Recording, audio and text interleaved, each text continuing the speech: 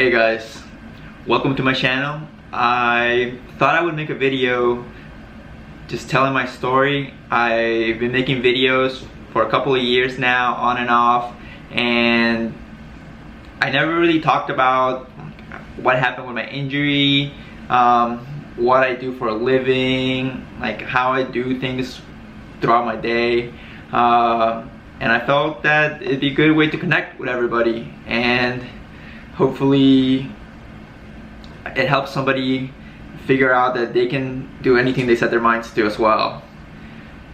So let's get started. My name is Luis Guillermo Gonzalez Garcia, and I'm a C5, C6 quadriplegic. I was injured March 19th, 2010, and I don't know where to even get started. I guess I'll tell you a little bit about myself. I was born and raised in Lima, Peru. I was raised, we didn't have a lot, but we had a lot of love. There was a lot of family. I was really close with everybody. I came to America when I was around 9 years old, and the circumstances in which I came to America made it so my family didn't know where I was for 8 years, and that was pretty tough. My sister and I had a rough time dealing with that, but just so you know, like, we were brought here for a good reason, so we could have a better future. So eventually we did reconnect with our family, and we go there yearly now. If you see some of my older videos, you see that we go back and we're close with them. So everything turned out just fine. I was raised in the Panhandle of Florida, Fort Walton Beach to be precise, and it was great. I went to the beach almost every day. I had great friends. I hang out with maybe like the mischiefs, the skater kids. We partied a lot. There was a lot of drinking involved, and I really didn't have a care in the world. I've pretty much always been a very positive person. Throughout high school, I didn't really have a care in the world. I got good grades. I was in the IB program. I definitely wish I tried harder back then. But sometimes you just need a little purpose in your life. When I was 21 years old, I was dealing with a lot of issues. I was dealing with some legal issues. I was getting in trouble a lot, and it led me to drink and do drugs, which eventually led to my accident. I was canoeing with some friends at a place called Econfina. It's in Panama City Beach. We were in spring break, and we were just jumping off this dock, which I guess you didn't realize, I didn't realize how deep the water was. It was clear water, and if you've ever been in clear water, you know that it's really hard to tell how, like, the depth in there. I ended up jumping in, and I broke my neck. I was conscious for the whole thing. I remember it just floating underneath, or I guess just floating underneath the water, and I got pulled up by my friends, and it was chaos. I sobered up immediately. Everybody was freaking out. The girl I was seeing at the time, she had some experience, like, as a nurse. She said that I either had a pinched nerve or I was paralyzed, and all I could see was, like, I couldn't move my body. I was looking straight up. I was looking at the sun, and I said somebody should probably call 911 right about now. The paramedics got there pretty fast. We were in the middle of nowhere. Afterwards, I think that they asked me if I wanted to call somebody, and I remember my mom had a job interview that day, and I was like, no, I don't want to mess up with, like, her whole thing right there. So I said, no, I'm not. We'll call her later. And I called my sister, and she picked up the phone, and we're tight. We're so tight. And she said, "What's wrong?" And I said, "V, don't freak out." And I told her I was paralyzed, and she freaked out. But she started heading towards the hospital. The hospital stay was crazy. I mean, I was like in so many drugs at the time, in and out of surgeries. Thankfully, I didn't have to have a trach put in, but I was in a, what are they called? I was in a halo. So it's a sort of vest that has these sticks that come up, and they drill them into your skull here and in the back, and that way it keeps your neck from moving, so it heals better. And it was intense, because like I was pretty much just sitting there all day, every day. I was offered a chance to have a second surgery, because the first surgery, they came into the back and they said like your C5 and your C6 vertebrae pulverized, they're gone. And so they went in there, and now there's like some metal pieces, but supposedly I would have to have the halo on for 8 months. And if I had that second surgery, which they came in from the front to stabilize my neck, they said that I could get it off in a month, and the only side effect would be that I would have like limited range of motion. So I can turn right more than I can turn left. It's not that noticeable. I can only notice it if I'm laying in my stomach, and it's sometimes annoying to like go left. Other than that, I don't notice it. I'm glad I made that decision. I think I would have gone crazy if I had stuck with the other one.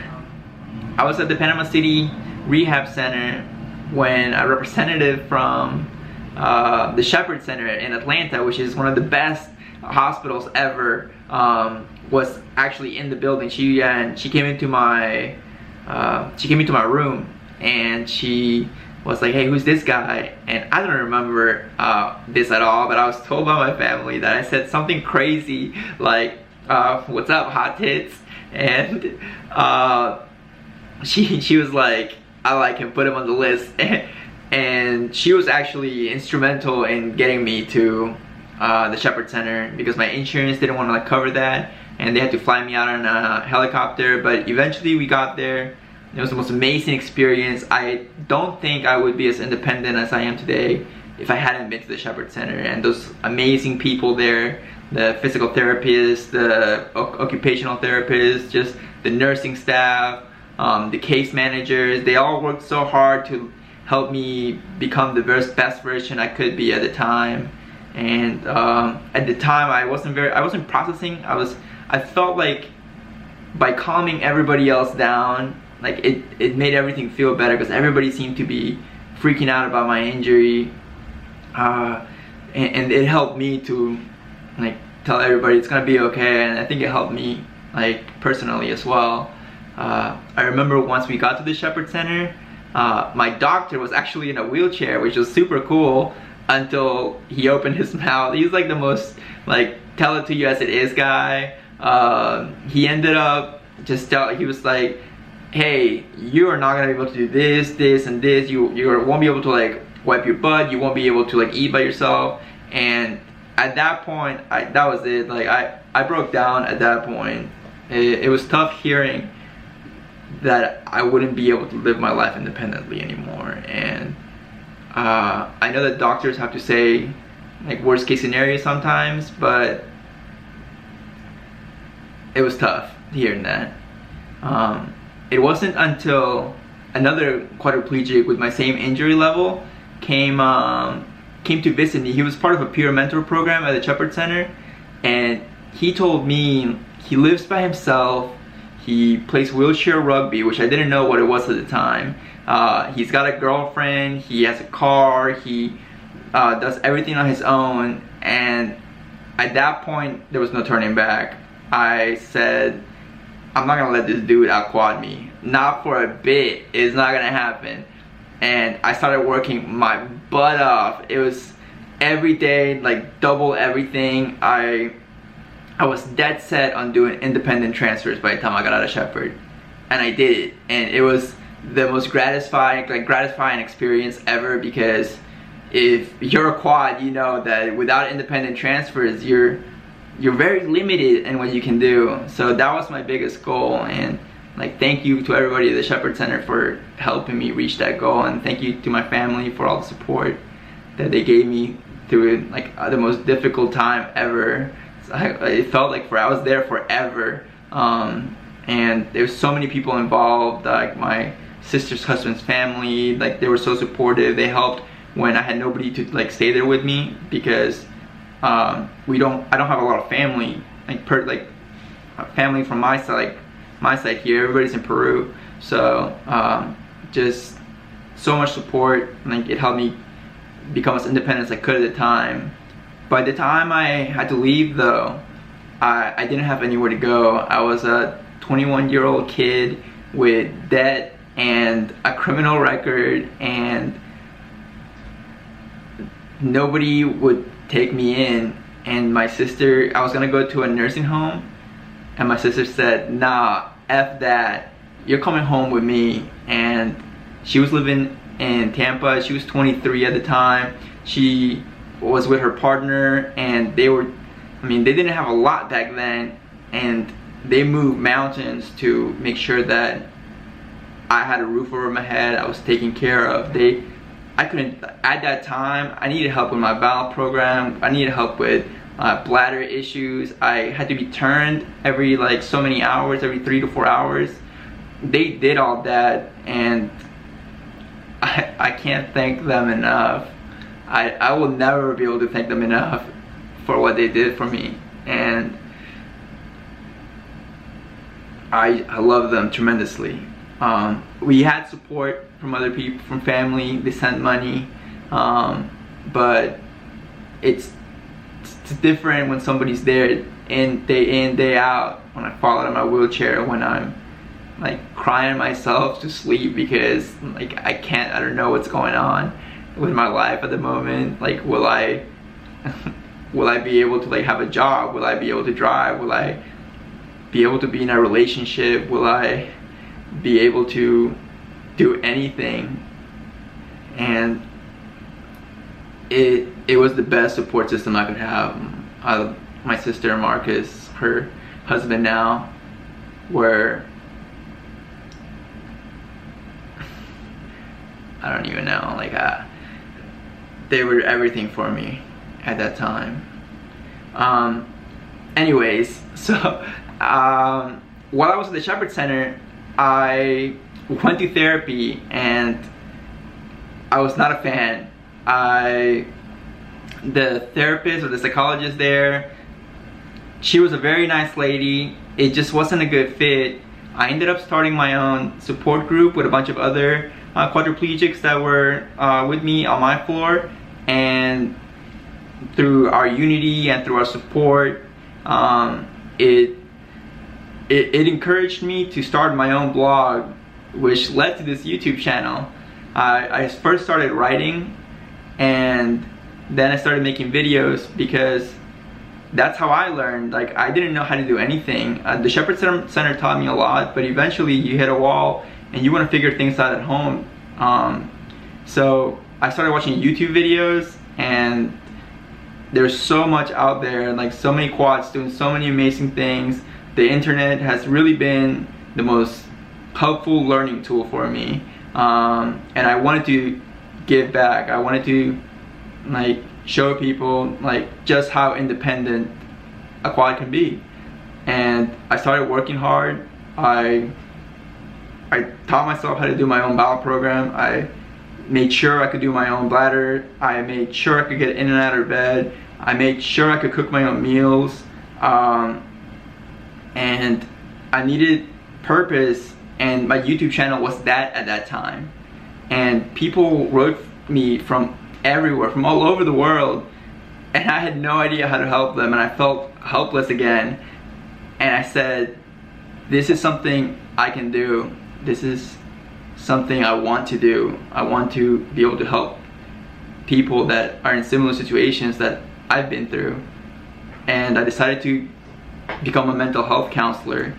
And so I went back to school through vocational rehabilitation, which is a great program that I will make another video about because it deserves its own video. But I was able to go back to school. I got my bachelor's and a double bachelor's in psychology and sociology, and afterwards I got my master's and a double master's in mental health and rehabilitation counseling. And the program just changed my whole life because it forces you to deal with your own shit before you're able to like deal with somebody else's. You have to like look yourself in the mirror and just be honest with yourself. And there was a lot of things that I wasn't being honest with myself about, and it was tough. It was a tough road, and I've made many mistakes since, like personal, like emotional mistakes since my injury. My injury changed the course of my life forever, but I think it was for the better. At the end of the day, I found that purpose that I was lacking before, and I love what I do. I'm a rehabilitation counselor for the state of Florida, and I just opened up a private practice for mental health counseling, and I can't believe that I'm here now. It's insane. And I'm driving. I spent my whole like undergrad and most of my grad school years riding the bus. I rode the bus 3 hours there and 3 hours back. I was on the bus for 6 hours every day in the heat, and the rain and the cold, and I was just driven. I had to get it done because I had nothing. I had my family, and they have their own like stuff that they're dealing with, and I wanted to be able to give back to them and also take care of myself. I didn't want to need their help, like, and they would give it to me anyways. Like, they love me, but I wanted more, and it's possible. It's definitely possible. So here I am 9 years later, and I have my own apartment, I have my own car, I have a good job, I'm starting a business, and it doesn't seem real, but it is. And I couldn't be happier because this is everything I dreamed about when I was working so hard. And the thing is, like, it's not even over because there's so much life left to live, and there's like so much there to do, and there's so many more goals that I have, and travel and visit like friends in different places, and and fall in love and get married and have kids, maybe. I don't know. It's the possibilities are endless, and something like being paralyzed can't stop me and shouldn't stop anybody. And I don't know what else to say. So if you have any questions, leave them down in the bottom in the comment section. I'd love to hear. I'd love to answer more questions. I don't know if this answered all the questions. I sometimes just end up talking and just blank out, but I would love to talk more about mental health, and I'd love to talk more about disability. I'm probably gonna start doing more videos. I'm getting some help from some friends with my videos now, and show you guys how I do things independently, how I get in the shower, how I cook, how I do a bunch of other things that I really don't even think about like them being crazy, but sometimes when my friends see me doing them, they're like, bro, are you struggling? And I said, no, this is my life, but I love it. So yeah, let me know what you guys think. Let me know if you guys want to see any videos from me, and I'll catch you guys later.